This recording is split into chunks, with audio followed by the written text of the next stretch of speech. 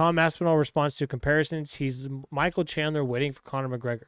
I don't disagree. It's about time Tom Aspinall moves on from Jon Jones. For almost 600 days, the interim UFC champion, Tom Aspinall, has been waiting for his chance to prove he's the best in the world. Whether that's with title unification versus Jon Jones or not remains to be seen.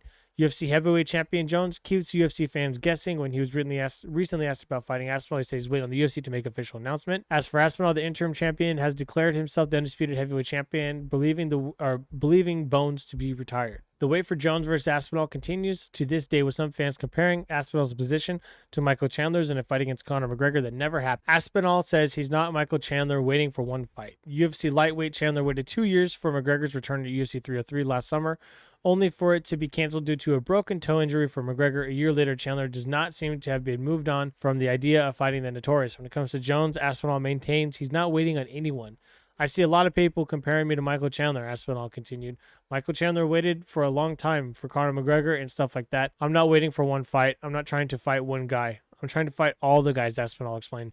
I'm trying to be the guy at heavyweight who takes out everybody. It doesn't matter who it is. Cyril Gane, Volkov rematch, Almeida, Derek Lewis, Brock Lesnar, whoever it is. He calls out Brock Lesnar. I don't care.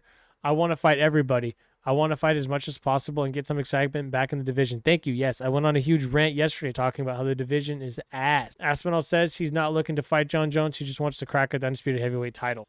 So then it gets into the petition of stripping Jon Jones. That was talked about on the Good Guy, Bad Guy podcast. Go ahead and give that podcast a watch. Quick little half-hour shows, Mondays and Thursdays. They're a lot of fun.